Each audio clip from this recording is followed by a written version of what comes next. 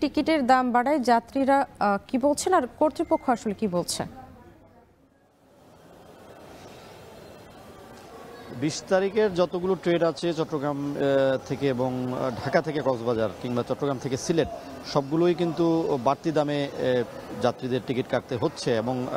10 দিন আগে থেকে যেহেতু অগ্রিম টিকিট পাওয়া যায়, আমরা দেখছি যে আসলে সেই অগ্রিম টিকিট যারা কাটতে আসছেন চট্টগ্রাম রেলওয়ে স্টেশনে তারা কিন্তু ক্ষোভ প্রকাশ করছেন। তারা বলছেন যে আসলে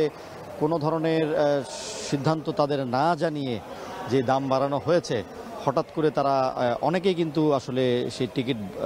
যে দাম বাড়ানো হয়েছে সেই বিষয়টি জানেন না। স্টেশনে যখন তাদেরকে জিজ্ঞেস করছি কিংবা তারা যখন টিকিট কাউন্টারে এসে কাটতে আসছেন টিকিট, তখনই কিন্তু বাড়তি দামের বিষয়টি তারা জানতে পারছেন এবং তারা ক্ষোভ প্রকাশ করছেন। তারা বলছেন যে এভাবে হঠাৎ করে এত টাকা দাম বাড়ানোর বিষয়টি একেবারেই অযৌক্তিক, কারণ চারিদিকেই কিন্তু বিভিন্ন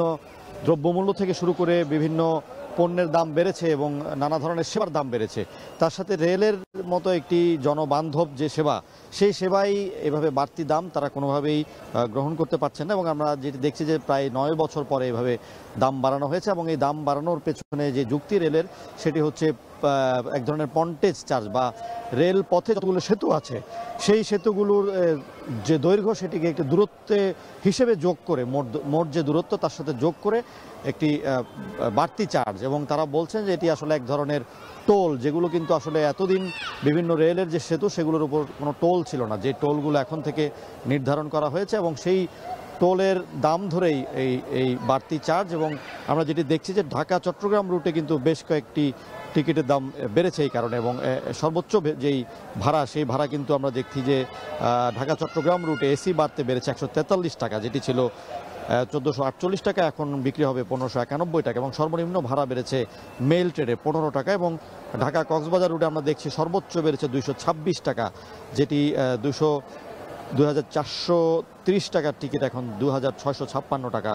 বিক্রি হবে। এবং ঢাকা সিলেট রুটেও দেখেছি এসি বার্থের যে দাম সেটি 127 টাকা বেড়েছে, চট্টগ্রাম সিলেট রুটেও বেড়েছে এসি বার্থের দাম 87 টাকা, অর্থাৎ গড়ে কিন্তু আমরা দেখছি যে বিভিন্ন রুটে, পূর্বাঞ্চলের বিভিন্ন রুটে 50 থেকে 60 টাকা করে কিন্তু টিকিটের দাম বেড়েছে, এবং সর্বোচ্চ ভাড়া বেড়েছে ঢাকা কক্সবাজার রুটে 226 টাকা, এবং সর্বনিম্ন ভাড়া বেড়েছে ঢাকা থেকে দেওয়ানগঞ্জ রুটে 5 টাকা। তবে সব মিলিয়ে আমরা যেটি দেখছি যে এভাবে দাম বাড়ানোর ক্ষেত্রে